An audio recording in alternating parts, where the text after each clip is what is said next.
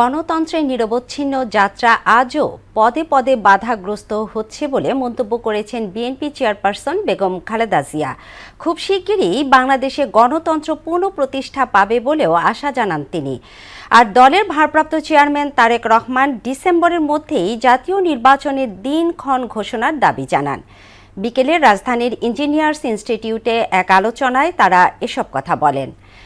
হুমায়ুন কবিরের আরেকটি রিপোর্ট। সৈনিক হিসেবেই বিদায় নিতে চেয়েছিলেন।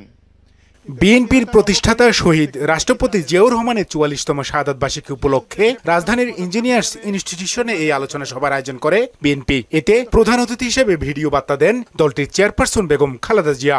এই দিনটি আমাদের পরিবারে আসে এক বেদনা বিধুর স্মৃতি নিয়ে। নেতাকর্মীদের উদ্দেশ্যে তিনি বলেন, গণতন্ত্র প্রতিষ্ঠা ও সার্বভৌমত্ব রক্ষায় জিয়াউর রহমান জীবন দিয়ে গেছেন। আমাদের প্রিয় মাতৃভূমি বাংলাদেশের জন্মের সাথে জড়িয়ে থাকা এক অবিচ্ছেদ্য নাম শহীদ প্রেসিডেন্ট জিয়াউর রহমান, যে চট্টগ্রাম থেকে স্বাধীনতার ঘোষণা করে তিনি এ দেশের সাথে তার নাম অবিচ্ছেদ্য করেছিলেন। সেই চট্টগ্রামেই এক সফল, সৎ, দূরদর্শী ও প্রকৃত দেশপ্রেমিক প্রেসিডেন্ট হিসেবে নিজের জীবন উৎসর্গ করেছেন। গণতন্ত্রের নিরবচ্ছিন্ন যাত্রা পদে পদে বাধাগ্রস্ত হচ্ছে বলেও মন্তব্য করেন বিএনপি চেয়ারপারসন ও সাবেক প্রধানমন্ত্রী বেগম খালেদা জিয়া। তার আশা, খুব শীঘ্রই বাংলাদেশ গণতন্ত্র পুনঃপ্রতিষ্ঠা পাবে। যে গণতন্ত্র প্রতিষ্ঠা আর সার্বভৌমত্ব রক্ষার লড়াইয়ে তিনি শাহাদাত বরণ করেছেন, সেই গণতন্ত্র নিরবচ্ছিন্ন যাত্রা আজও বাধাগ্রস্ত হচ্ছে প্রতি পদে পদে। খুব শীঘ্রই আমরা বাংলাদেশকে গণতন্ত্রে পুনঃপ্রতিষ্ঠিত দেখতে পাব। আলোচনা সভায় লন্ডন থেকে ভার্চুয়ালি যুক্ত হয়ে দেশ গঠনে জিয়াউর রহমানের অবদান তুলে ধরেন বিএনপির ভারপ্রাপ্ত চেয়ারম্যান তারেক রহমান। স্বাধীনতার ঘোষককে জানতে হলে, বুঝতে হলে কারো সঙ্গে বোধহয় তুলনা করার বা তুলনা দেবার কোন প্রয়োজন নেই। শহীদ জিয়াউর রহমান মানেই একটি স্বনির্ভর, আত্মমর্যাদাশীল এবং গণতান্ত্রিক একটি বাংলাদেশ। রাষ্ট্র ও সরকার যাতে স্বৈরাচারের কবলে না পড়ে সেজন্য জনগণের মালিকানা জনগণের হাতে ফিরিয়ে দেওয়া উচিত বলেও মন্তব্য করেন তিনি। রাষ্ট্র এবং সরকারে যাতে স্বৈরাচারের কবলে না পড়ে, এ কারণেই রাষ্ট্রে জনগণের মালিকানা প্রতিষ্ঠা করা অত্যন্ত জরুরি। আগামী ডিসেম্বরের মধ্যে নির্বাচনের সুনির্দিষ্ট দিনক্ষণ ঘোষণার দাবিও জানান তারেক রহমান। অধিকাংশ দলগুলোর মধ্যে একমত রয়েছে ডিসেম্বরের আগেও নির্বাচন করা সম্ভব। হুমায়ুন কবির, মোহনা সংবাদ, ঢাকা। অন্তর্বর্তীকালীন একটি অবাধ, সুষ্ঠু ও বিশ্বাসযোগ্য সাধারণ নির্বাচনের প্রস্তুতি নিচ্ছে অন্তর্বর্তী সরকার, এমনটা জানিয়েছেন প্রধান উপদেষ্টা অধ্যাপক মোহাম্মদ ইউনুস। বৃহস্পতিবার জাপানে আয়োজিত নিক্কেই ফোরামে দেয়া বক্তব্যে তিনি একথা জানান। অর্থনৈতিক অগ্রগতি নিশ্চিতে 6টি প্রস্তাব তুলে ধরেন প্রফেসর ইউনুস। এদিকে আগামী 5 বছরে বাংলাদেশ থেকে 1 লাখ দক্ষ কর্মী নেবে জাপান। ডক্টর ইউনুসের উপস্থিতিতে এ বিষয়ে 2টি সমঝোতা স্মারক সই হয়েছে। আরও জানাচ্ছেন মাহবুব হোসেন রিপন। 4 দিনের সফরে জাপানে অবস্থান করছেন প্রধান উপদেষ্টা প্রফেসর মোহাম্মদ ইউনুস। দেশটিতে বিনিয়োগ এবং জনশক্তি রপ্তানি নিয়ে আলোচনা ছিল তার সফর ঘিরে। বৃহস্পতিবার 1 লাখ দক্ষ কর্মী নেবার বিষয়ে সমঝোতা হয় জাপানের সঙ্গে। পাশাপাশি বাংলাদেশিদের প্রশিক্ষণ দিতে ঢাকায় প্রশিক্ষণ কেন্দ্রও খুলবে তারা। প্রধান উপদেষ্টার উপস্থিতিতেই 2টি সমঝোতা স্মারক সই হয়। হিউম্যান রিসোর্সেস শীর্ষক এক সেমিনারে প্রধান উপদেষ্টা অধ্যাপক মোহাম্মদ ইউনুস বলেন, জাপানে বাংলাদেশিদের জন্য কর্মসংস্থানের সুযোগ সৃষ্টি করতে অন্তর্বর্তী সরকার প্রয়োজনীয় সবকিছুই করবে। So this is the beginning of that chapter, opening of that chapter. So that makes me extremely happy that we could do it together.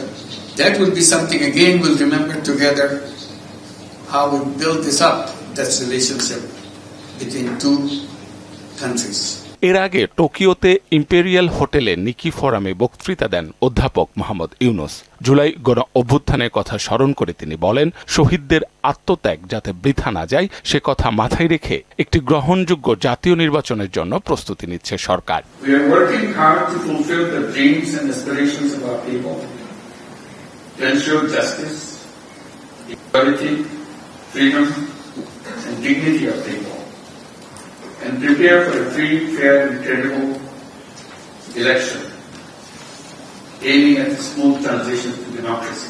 ক্রমশ অশান্ত হয়ে ওঠা বিশ্বে মানুষ চরম অনিশ্চয়তায় দিন পার করছে উল্লেখ করে তিনি বলেন, চ্যালেঞ্জ মোকাবেলায় এক ও অভিন্ন লক্ষ্য নির্ধারণে সম্মিলিত প্রচেষ্টার বিকল্প নেই। We must come together, not just to discuss problems, but to shape solutions.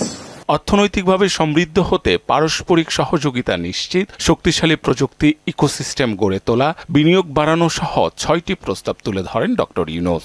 That's where I come and present a simple idea of creating a world of 3 zeros. Zero poverty, zero unemployment, and zero net carbon emissions. মাহবুব হাসান রিপন, মোহনা সংবাদ। বঙ্গোপসাগরে অবস্থানরত নিম্নচাপটি সাগরদ্বীপ এবং পটুয়াখালীর খেপুপাড়া দিয়ে উপকূল অতিক্রম শুরু করেছে। সেই সঙ্গে ঝড়ো হাওয়ার আকার ঘন্টায় 60 কিলোমিটার পর্যন্ত বৃদ্ধি পেয়েছে।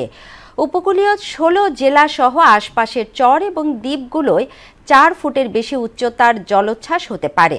লঘু এবং নিম্নচাপের প্রভাবে সকাল থেকেই সারা দেশে টানা বৃষ্টিপাত হচ্ছে। প্রতিনিধিদের তথ্যে তাহসিন তারিনের ডেস্ক রিপোর্ট। উত্তর পশ্চিম বঙ্গোপসাগরে সৃষ্ট লঘুচাপটি নিম্নচাপে পরিণত হওয়ায় চট্টগ্রাম, কক্সবাজার, মোংলা ও পায়রা সমুদ্র বন্দরগুলোকে 3 নম্বর স্থানীয় সংকেত দেখিয়ে যেতে বলেছে আবহাওয়া অধিদপ্তর। এই নিম্নচাপের প্রভাবে কক্সবাজার এবং উপকূলীয় অঞ্চল সহ দেশের বিভিন্ন স্থানে টানা বৃষ্টিপাত ও ঝড়ো হাওয়া বয়ে গেছে। গত 24 ঘন্টায় কক্সবাজারে 92 মিলিমিটার বৃষ্টিপাত রেকর্ড করা হয়েছে। বৈরী আবহাওয়ার কারণে টেকনাফ সেন্ট মার্টিন নৌ রুটে সব ধরনের নৌযান চলাচল বন্ধ করেছে স্থানীয় প্রশাসন। এতে চরম দুর্ভোগে পড়েছে দ্বীপবাসী। পটুয়াখালীতে গত 3 দিন ধরে থেমে থেমে বৃষ্টি হলেও বুধবার সন্ধ্যা থেকে শুরু হয়েছে মুষলধারের বৃষ্টিপাত। উত্তাল হয়ে উঠেছে কুয়াকাটা সংলগ্ন বঙ্গোপসাগর। মাছ ধরা ট্রলারগুলোকে উপকূলের কাছাকাছি থেকে সাবধানে চলাচল করতে বলা হয়েছে। টানা 3 দিন যাবৎ বৃষ্টি হওয়ার কারণে অনেক জায়গায় রাস্তাঘাট ডুবে গেছে। বৃষ্টিতে ভিজে গাড়ি চালানো কষ্ট এবং ভাড়াও ঠিক মতন পায় না, মানুষ নামে না।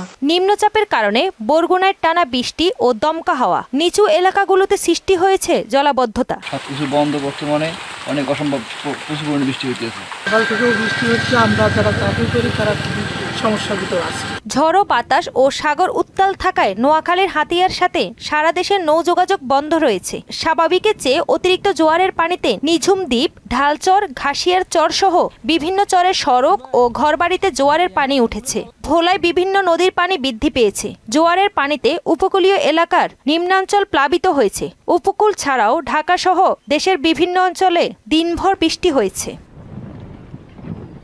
তাহসিন তারিন, মোহনা সংবাদ। এদিকে নিম্নচাপের প্রভাবে রাজধানীতে দিনভর বৃষ্টি হয়েছে। এতে পুরো নগরীর বিভিন্ন স্থানে তৈরি হয়েছে জলাবদ্ধতা। বৃষ্টিতে গরমের তীব্রতা কমলেও দুর্ভোগে পড়েছেন শিক্ষার্থী সহ অফিসগামীরা। ওবায়দুল হক মারুফের রিপোর্ট। পুরো রাজধানী জুড়ে গুড়ি গুড়ি বৃষ্টি। এভাবেই শুরু হয় বৃহস্পতিবারের সকাল। টানা বৃষ্টিতে নগরীর বিভিন্ন স্থানে জলজটের সঙ্গে যানজট। এতে ভোগান্তিতে পড়তে হয় শিক্ষার্থী, অফিসগামী সহ অতি প্রয়োজনে বের হওয়া মানুষদের। বেলা বাড়ার সঙ্গে সঙ্গে কখনো মাঝারি বৃষ্টি, কখনো ঝোড়ো হাওয়া, যানবাহন বিকল সহ নানা ভোগান্তিতে পড়েন নগরবাসী। খুব ব্যাঘাত হচ্ছে কাজকর্মে, কারণ আমাদের মতো যারা সাধারণ পাবলিক আছে এদের খুব কষ্ট হইতেছে। বৃষ্টিতে তো সামনে ঈদ, মানুষ বাড়ি ঘরে যাব, হাট বাজার করব, কিছু করতে পারতেছি না, কষ্ট হইতেছে। গাড়ি ঘোড়া পাওয়া যাচ্ছে কিন্তু বৃষ্টির মধ্যে বৃষ্টিতে ভিজে সমস্যা হয়ে যাচ্ছে একদম। টানা বৃষ্টিতে নিজেদের কষ্টের কথা জানান নিম্ন আয়ের মানুষ। যাত্রী তেমন বেশি হয় না, তারপরেও মালিক 3000 টাকা দিতে হয় জমা। আমাদের রাজশাহীতে 300 টাকা 400 টাকা বেতন পাওয়া যায়। বৃষ্টিতে জমা ঠান্ডা তো লাগে, ঠান্ডার জন্য তো সমস্যা আমাদের। অনেকের মন চাইতেছে 10 টাকা হয়তো 5 টাকা বাড়াই দিতেছে, কিন্তু ভাড়ার সংখ্যাটা একটু কম। বৃষ্টি হলে হালকা পাতলা জ্বর ঠান্ডা এটি লাগে, একটু কম পাওয়া যায়। কয়েকদিনের ভ্যাপসা গরম থেকে স্বস্তি মেলায় এমন বৃষ্টিকে আশীর্বাদ বলছেন কেউ কেউ। এখন তো মৌসুমী বায়ু চলতেছে, মৌসুমী বায়ুতে একটু বৃষ্টির প্রভাব থাকবে, এটা স্বাভাবিক। এতদিন একটা তীব্র তাপদাহ ছিল, এখন সব মিলে আসলে একটা স্বস্তির একটা ওয়েদার। সব মিলে ভালো। শুক্রবারও ঢাকাসহ দেশের বিভিন্ন স্থানে হালকা থেকে মাঝারি বৃষ্টির সম্ভাবনা জানিয়েছে আবহাওয়া অধিদপ্তর। ওবায়দুল হক মারুফ, মোহনা সংবাদ, ঢাকা। বিএনপি নেতা ইশরাক হোসেনকে মেয়র হিসেবে শপথ পড়ানো হবে কিনা এ বিষয়ে সিদ্ধান্ত নেবে নির্বাচন কমিশন। সকালে প্রধান বিচারপতি সৈয়দ রেফাত আহমেদের নেতৃত্বে 7 বিচারপতির পূর্ণাঙ্গ আপিল বেঞ্চ এমন পর্যবেক্ষণ দেন। শপথ না পড়ালে আদালত অবমাননা হবে বলে জানিয়েছেন ইশরাকের আইনজীবীরা। আর রিটকারী আইনজীবী বলেন, শপথ পড়ানোর আইনগত কোনো সুযোগ নেই। কাজী পাপ্পুর রিপোর্ট। 2020 সালের 1 ফেব্রুয়ারি ঢাকা দক্ষিণ সিটি কর্পোরেশনের মেয়র নির্বাচিত হন ব্যারিস্টার শেখ ফজলে নূর তাপস। অনিয়মের অভিযোগে সেই নির্বাচন বাতিল চেয়ে 3রা মার্চ মামলা করেন বিএনপি প্রার্থী ইশরাক হোসেন। শেখ হাসিনা সরকারের পতনের পর অপসারিত হন দক্ষিণ সিটির মেয়র তাপস। নির্বাচনের ট্রাইব্যুনালের রায়ে ইশরাককে মেয়র নির্বাচন করা হয়। রায়ের আলোকে গেজেট প্রকাশ করে ইসি। নির্বাচনের ট্রাইব্যুনালের রায় ও শপথ নিয়ে 13 মে হাইকোর্টে রিট করা হয়। রিট আবেদনে অভিযোগ করা হয় ইশরাক হোসেন স্বাক্ষর জালিয়াতি করে সাক্ষীর তালিকা পরিবর্তন করেছেন। রিটের উপর শুনানি করে 22 মে তা খারিজ করেন হাইকোর্ট। পরে আপিল করেন রিটকারী। বৃহস্পতিবার প্রধান বিচারপতি সৈয়দ রেফাত আহমেদের নেতৃত্বে 7 বিচারপতির আপিল বেঞ্চে শুনানি হয়। শুনানিতে নির্বাচন কমিশনের ভূমিকায় উম্মা প্রকাশ করেন আপিল বিভাগ। বলেন, ইশরাক ইস্যুতে নির্বাচন কমিশন সঠিক সিদ্ধান্ত নিতে ব্যর্থ হয়েছে। এই বিষয়ে ইসিকেই পদক্ষেপ নিতে বলেন সর্বোচ্চ আদালত। পরে গণমাধ্যমকে নির্বাচন কমিশনের আইনজীবী বলেন, নতুন করে গেজেট করতে হবে না। ইলেকশন কমিশন যে গেজেট করেছেন এটা ইলিগাল করেছেন এই মর্মে কোনো সিদ্ধান্ত আপিল বিভাগ থেকে প্রকাশ্যে আসেন নাই। এখন পরিপূর্ণ জাজমেন্ট পাওয়ারটা দেখা যাবে যে আর বাকি কি অবজারভেশন দিয়ে জানি সত্যি করেছে। ইশরাকের আইনজীবী বলেন, এই আদেশের পর শপথ না পড়ানো হবে আদালত অবমাননা। Election commission cannot back out from their earlier opinion. যদি শপথ না দেয় সরকারের পক্ষ থেকে তারা আইন মানে না, আইনের বাধ্যকতা এসে এটা জনসম্পর্কে চলে আসবে। তাই সরকার কিন্তু অনেকভাবে ক্ষতিগ্রস্ত হবে। আইনের শাসনের প্রতি সরকার শ্রদ্ধাশীল না, সেটা আসবে। ইসি নির্বাচনী ট্রাইব্যুনালের রায়ের বিরুদ্ধে আপিল না করলে আবারও আইনি পদক্ষেপ নেওয়ার কথা জানান রিটকারী আইনজীবী। সো হাইকোর্ট ডিভিশন এবং আপিল বিভাগের দুইটা জাজমেন্ট এক করে পড়লে এটাই দাঁড়ায় যে ইলেকশন কমিশনকে আপিল করবার জন্য ওনারা বলছেন, যেহেতু ইলেকশন কমিশন এতদিন তার দায়িত্ব পালনে ব্যর্থ হয়েছে। হ্যাঁ, ওনাদের তো মেয়াদ শেষ হয়ে গেছে, কোনো গেজেট শপথ পড়ানোর কোনো স্কোপ নাই এখন আর। 5 আগস্ট পরবর্তী রাজনৈতিক পরিস্থিতিতে দেশের সব সিটি মেয়রদের অপসারণ করা হয়। এরপর ঢাকা দক্ষিণ সিটিতে প্রশাসক নিয়োগ দিয়েছে সরকার। কাজী পাপ্পু, মোহনা সংবাদ, ঢাকা। সেনাবাহিনীর অবসরপ্রাপ্ত মেজর সিনহা মোহাম্মদ রাশেদ খান হত্যা মামলার ডেথ রেফারেন্স ও আসামিদের আপিল শুনানি শেষ হয়েছে। এ বিষয়ে আগামী 2 জুন রায় ঘোষণা করবেন হাইকোর্ট। দুপুরে বিচারপতি মুস্তাফিজুর রহমান ও বিচারপতি সগির হোসেনের হাইকোর্ট বেঞ্চ রায়ের জন্য এদিন ধার্য করেন। এর আগে গত 23 এপ্রিল এ হত্যা মামলার ডেথ রেফারেন্স ও আসামিদের আপিল শুনানি শুরু হয়। গত 21 এপ্রিল সেনাবাহিনীর অবসরপ্রাপ্ত মেজর সিনহা মোহাম্মদ রাশেদ খান হত্যা মামলার ডেথ রেফারেন্স ও আসামিদের আপিল অগ্রাধিকার ভিত্তিতে নিষ্পত্তির সিদ্ধান্ত দিয়েছেন প্রধান বিচারপতি ডক্টর সৈয়দ রেফাত আহমেদ। রায় বহাল থাকবে এটা আমরা প্রত্যাশা করি এবং সেই মর্মে আমরা সাবমিশন রেখেছি। মেজর সিনহা যদি হত্যাকাণ্ডের শিকার না হতেন, এই প্রদীপদের হাতে আর অনেক জীবন হয়তো চলে যেত। মেজর সিনহা জীবন দিয়ে আরো অনেকের জীবন রক্ষা করে গেছেন এই সমস্ত খুনিদের হাত থেকে। সরকারি চাকুরি সংশোধন অধ্যাদেশ প্রত্যাহারের বিষয়ে ঈদের আগেই ফয়সালা চেয়েছে আন্দোলনরত সচিবালয় কর্মকর্তা কর্মচারী ঐক্য ফোরাম।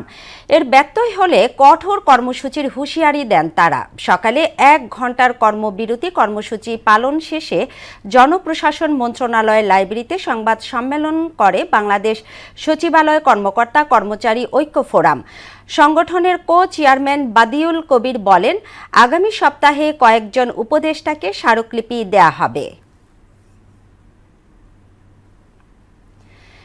ইতিমধ্যে ৭৪,৩১৬ জন হজ যাত্রী সৌদি আরব পৌঁছেছেন। রবিবারের মধ্যে 100% যাত্রী দেশটিতে পৌঁছাবেন বলে জানিয়েছেন ধর্ম উপদেষ্টা আ.ফ.ম. খালিদ হোসেন। সকালে আশকোনা হজ ক্যাম্পে এক ব্রিফিংয়ে হজ ব্যবস্থাপনা নিয়ে সন্তুষ্টি জানান উপদেষ্টা। আরও জানাচ্ছেন উবায়দুল হক মারুফ। বাংলাদেশ বিমান, সাউদিয়া ও সংশ্লিষ্টদের সঙ্গে কয়েক দফা আলোচনার মাধ্যমে এবারের হজ যাত্রায় 26,980 টাকা কমানো হয়েছে বিমান ভাড়া। হজযাত্রা নিয়ে শুরুতে এমন নানা চ্যালেঞ্জ থাকলেও ভালোভাবেই উতরে গেছে সরকার। আশকোনা হজ ক্যাম্পে সংবাদ সম্মেলনে ধর্ম উপদেষ্টা আ.ফ.ম. খালিদ হাসান বলেন, ব্যবস্থাপনা নিয়ে শান্তি লাগছে। 26,980 টাকা আমরা কমিয়েছি। 1 জুনের মধ্যে বাংলাদেশ থেকে সব হজযাত্রী সৌদি আরব পৌঁছাবেন বলে জানান তিনি। প্রায় 74,316 জন হাজি মক্কা শরীফে পৌঁছে গেছেন 1 জুন এর ভিতরে। বাকি 12,643 জন হাজি আমরা আশা করছি তারা পবিত্র মক্কা নগরীতে পৌঁছে যাবেন হজ আদায়ের জন্য। চিকিৎসা সহ যাত্রীদের আনুষঙ্গিক সেবার বিষয়ে কথা বলেন উপদেষ্টা। কোনো হাজি যদি হারিয়ে যায় অথবা আহত হয় অথবা কোনো বিপদে পড়ে অথবা অন্য কোনো সমস্যায় পড়ে তাহলে ওই মোবাইল অ্যাপস থেকে SOS বাটনে টিপ দিয়ে ক্লিক করলে সাপোর্টিং টিম হাজির হয়ে যাবে ওনাকে উদ্ধার করার জন্য, ওনাকে সহায়তা করার জন্য। কোনো মানুষ অসুস্থ হয়ে গেল, যেটা আমাদের ক্লিনিক 3টা ক্লিনিক আমরা করেছি, একটা জেদ্দায়, একটা মক্কায়, একটা মদিনায়, এবং এটা 24 ঘন্টা খোলা। আগামী বছর থেকে প্রবাসীদের বাংলাদেশি পাসপোর্টে হজ সুবিধা দেয়া, হজযাত্রীদের ভর্তুকির পাশাপাশি কম খরচে জাহাজে হজযাত্রার চেষ্টা চলছে বলেও জানান খালিদ হোসেন। বাংলাদেশি পাসপোর্টধারী যে প্রবাসীরা আছেন তারা যদি বাংলাদেশ থেকে হজে যাওয়ার সুযোগ পান অথবা ওখান থেকে সুযোগ পান তাহলে আমাদের কোটা পূর্ণ হয়ে যাবে, বরঞ্চ হাজির সংখ্যা বেড়ে যাবে। শিপ বিল্ডার আমাদেরকে বলেছেন যে আপনারা উদ্যোগ অব্যাহত রাখেন, আগামী বছর আমরা নিজেদের অর্থায়নে পারি কিনা চেষ্টা করব। ওবায়দুল হক মারুফ, মোহনা সংবাদ, ঢাকা। স্থানীয় সরকারের 5টি প্রতিষ্ঠানের কর্ণধার নির্বাচনে সংস্কার কমিশনের সুপারিশ নিয়ে আলোচনা সমালোচনা চলছে দেশ জুড়ে। সরাসরি ভোটে মেয়র বা চেয়ারম্যান নির্বাচিত না হলে জনগণের মতামত প্রতিফলিত হবে না বলে মনে করেন রাজনৈতিক নেতাসহ বিশিষ্টজনরা। নারায়ণগঞ্জ থেকে আজমির ইসলামের প্রতিবেদন, জানাচ্ছেন আফরিন পপি। স্থানীয় সরকার সংস্কার কমিশনের চূড়ান্ত প্রতিবেদনের 51টি সুপারিশের একটিতে আছে ইউনিয়ন পরিষদ, উপজেলা পরিষদ, জেলা পরিষদ, পৌরসভা ও সিটি কর্পোরেশন নির্বাচনে প্রথমে সদস্য এবং কাউন্সিলর নির্বাচিত হবে, আর দ্বিতীয় ধাপে যা হবে তা হলো নির্বাচিত সদস্য ও কাউন্সিলররা চেয়ারম্যান এবং মেয়র নির্বাচিত করবেন। সাধারণ মানুষের মতে এটি কোনোভাবেই মেনে নেওয়ার মতো বিষয় নয়। মেম্বাররা চেয়ারম্যানকে নির্বাচিত করবে, এটা কোনো ক্রমে হতে পারে না। এটা বাংলাদেশের মানুষের সাথে তামাশা করা হচ্ছে।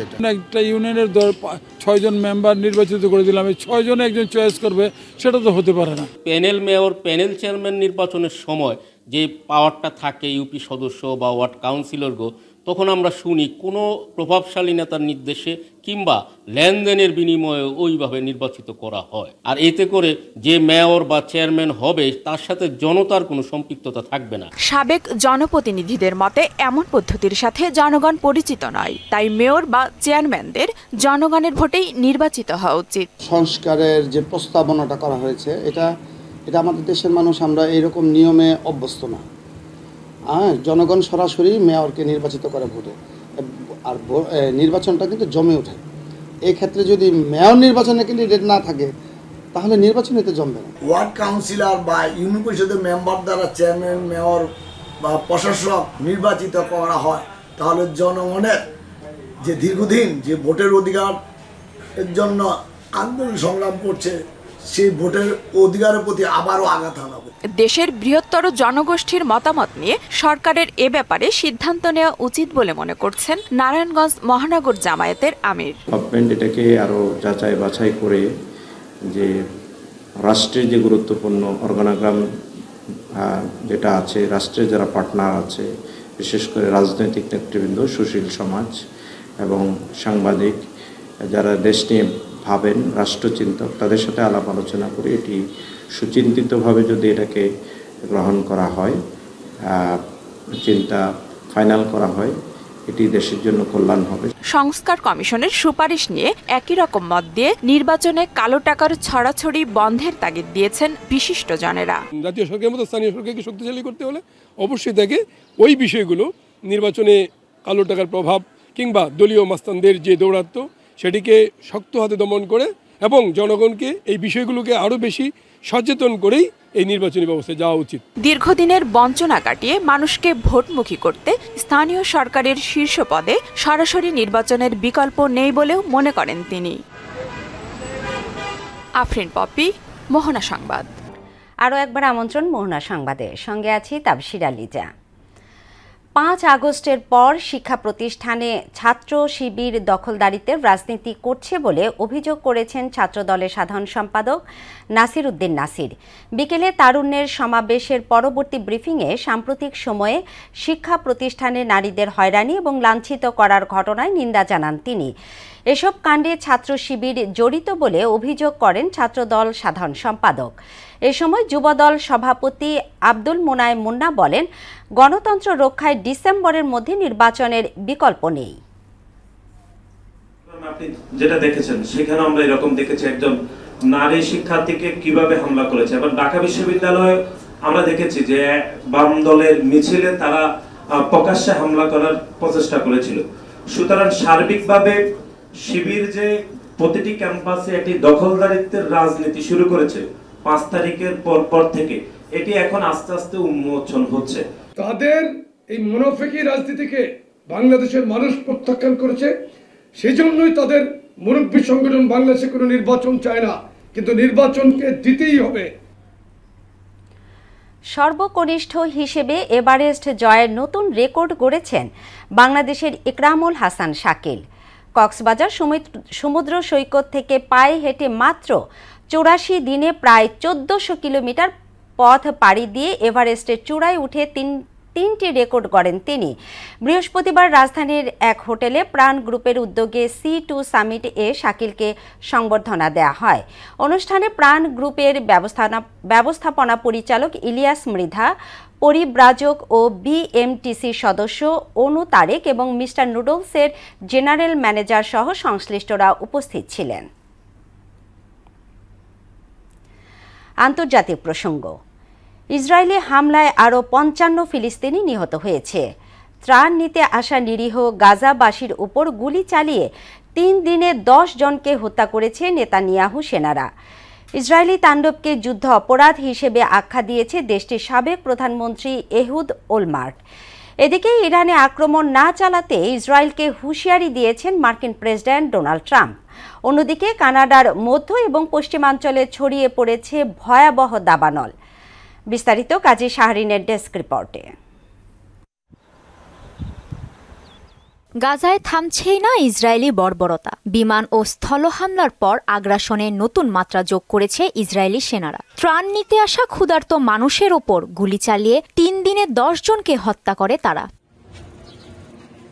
ইসরায়েলি প্রাণঘাতী হামলায় বৃহস্পতিবার ভোর থেকে সন্ধ্যা পর্যন্ত আরও 55 ফিলিস্তিনি নিহত হয়েছে, আহত হয়েছে অনেকে। গেল 19 মাসে প্রাণহানি ছাড়িয়েছে 54,200। গাজায় চলা এ তাণ্ডবকে পুনরায় যুদ্ধাপরাধ বলে অভিহিত করেছেন ইসরায়েলের সাবেক প্রধানমন্ত্রী এহুদ ওলমার্ট। CNN-কে দেয়া এক সাক্ষাৎকারে তিনি বলেন, এ যুদ্ধ যুক্তিহীন। এদিকে ইরানের পারমাণবিক স্থাপনাতে আক্রমণ না করতে নেতানিয়াহুকে সতর্ক করেছেন ডোনাল্ড ট্রাম্প। পরমাণু ইস্যুতে যুক্তরাষ্ট্র ও ইরানের মধ্যে চলমান আলোচনায় যাতে ব্যাঘাত না ঘটে, এজন্যই ট্রাম্পের এমন হুঁশিয়ারি উচ্চারণ। অন্যদিকে কানাডায় দেখা দিয়েছে ভয়াবহ দাবানল। দেশটির মধ্য ও পশ্চিমাঞ্চলে ছড়িয়ে পড়া এ দাবানলের জেরে ম্যানিটোবা প্রদেশে জরুরি অবস্থা জারি করা হয়েছে। আলবার্টার উত্তরাঞ্চল এবং স্নান হিলসের বিস্তীর্ণ এলাকায় ছড়িয়ে পড়েছে দাবানল। উত্তর ও পূর্বাঞ্চলের প্রায় 17,000 মানুষকে দ্রুত নিরাপদ স্থানে সরে যাওয়ার নির্দেশ দিয়েছে কর্তৃপক্ষ। কাজী শাহরিন, মোহনা সংবাদ। খেলার খবর। ক্রিকেট বোর্ডের সভাপতি হতে যাচ্ছেন বাংলাদেশের প্রথম টেস্ট সেঞ্চুরিয়ান আমিনুল ইসলাম বুলবুল। ইতিমধ্যে ক্রীড়া মন্ত্রণালয় থেকে প্রস্তাব পেয়েছেন তিনি। সিদ্ধান্ত চূড়ান্ত হলে অক্টোবরের নির্বাচন পর্যন্ত দায়িত্ব পালন করবেন বুলবুল।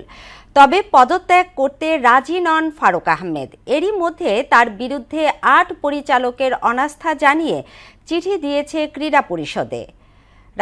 রাজু আলাউদ্দিনের ডেস্ক রিপোর্ট। কয়েকদিন ধরে গুঞ্জন চলছিল বিসিবির নতুন বস হতে চলেছেন বাংলাদেশ দলের সাবেক অধিনায়ক আমিনুল ইসলাম বুলবুল। ইতিমধ্যে ক্রীড়া মন্ত্রণালয় থেকে প্রস্তাব পেয়েছেন তিনি। ফারুক আহমেদকে নিয়ে একের পর এক বিতর্কে বিব্রত ক্রীড়া মন্ত্রণালয়। বুধবার রাতে তাকে তলব করেন ক্রীড়া উপদেষ্টা আসিফ মাহমুদ সজীব ভুইয়া। সেখানেই তার বিতর্ক কর্মকাণ্ড নিয়ে আলোচনা হয়। বৈঠকে জানিয়ে দেওয়া হয় তাকে আর ক্রিকেট বোর্ডে চান না ক্রীড়া মন্ত্রণালয়। বিসিবির দায়িত্ব নেওয়ার পর থেকেই সমালোচনার বিশদ ফারুক আহমেদ। বিপিএল এর 2 ক্লাব প্রেমেন ইস্যু, ম্যাচ ফিক্সিং, বিসিবির অর্থ স্থানান্তর, জাতীয় দলের বাজে পারফরমেন্স, অন্য বোর্ডের কর্তাদের সঙ্গে বাজে আচরণ সহ বহুল অভিযোগ তার বিরুদ্ধে। অথচ 5 আগস্ট পরবর্তী সময়ে জাতীয় ক্রীড়া পরিষদের মনোনীত 2 পরিচালক জালাল ইউনুস ও আহমেদ সাজ্জাতুল আলমকে সরিয়ে তাকে পরিচালক করা হয়। ফারুক আহমেদ দায়িত্ব ছাড়লে বিকল্প চূড়ান্ত রেখেছে ক্রীড়া মন্ত্রণালয়। এনইসির প্রতিনিধি হিসেবে বোর্ড পরিচালক হবেন আমিনুল ইসলাম বুলবুল। এরপর সভাপতির পদটা পরিষ্কার বাংলাদেশ দলের সাবেক অধিনায়কের। তবে তিনি দীর্ঘ সময়ের জন্য সভাপতির দায়িত্ব থাকবেন না। আইসিসির এশিয়া অঞ্চলের ডেভেলপমেন্ট ম্যানেজার হিসেবে কাজ করছেন তিনি। জুনে তার চুক্তির মেয়াদ শেষ হওয়ার কথা। তবে আইসিসি অন্তত আরও 1 বছর চুক্তি নবায়ন করতে চান আমিনুল ইসলামের সঙ্গে। এদিকে পদত্যাগ করতে না চাইলেও এবার হয়তো আর নিজে থেকে পদ ধরে রাখতে পারছেন না ফারুক আহমেদ। তার বিরুদ্ধে অনাস্থা জানিয়ে জাতীয় ক্রীড়া পরিষদে চিঠি দিয়েছে বিসিবির 8 পরিচালক। তাই আপাতত বিসিবির নির্বাচন পর্যন্তই দেশের ক্রিকেটের অভিভাবক হিসেবে দেখা যেতে পারে টাইগারদের প্রথম টেস্ট সেঞ্চুরিয়ানকে। রাজু আলাউদ্দিন, স্পোর্টস ডেস্ক, মোহনা সংবাদ। শেষ করছি মোহনা সংবাদ, তবে যাবার আগে শিরোনামগুলো আরও একবার।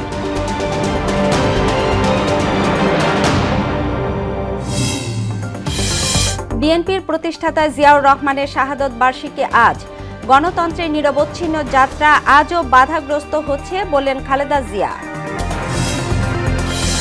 একটি অবাধ সুষ্ঠু নির্বাচনের প্রস্তুতি নিচ্ছে সরকার, জানালেন প্রধান উপদেষ্টা। জাপানে 1 লাখ দক্ষ কর্মী প্রেরণ সংক্রান্ত সমঝোতা সই। উপকূল অতিক্রম করছে গভীর নিম্নচাপ, 16 জেলায় 4 ফুট জলোচ্ছ্বাসের আশঙ্কা। টানা বৃষ্টিতে রাজধানীতে দিনভর ভোগান্তি। এবং প্যানেল ভোটে মেয়র নির্বাচনের সুপারিশে দেশ জুড়ে সমালোচনা। প্রত্যক্ষ ভোট ছাড়া উপেক্ষিত হবে জনমত, বলছেন বিশিষ্টজনরা। এই ছিল মোহনা সংবাদে। মোহনার সবশেষ খবর জানতে ভিজিট করুন www.mohana.tv। সংবাদ দেখতে পারেন ফেসবুক ও ইউটিউবেও। এতক্ষণ সঙ্গে থাকার জন্য ধন্যবাদ সবাইকে।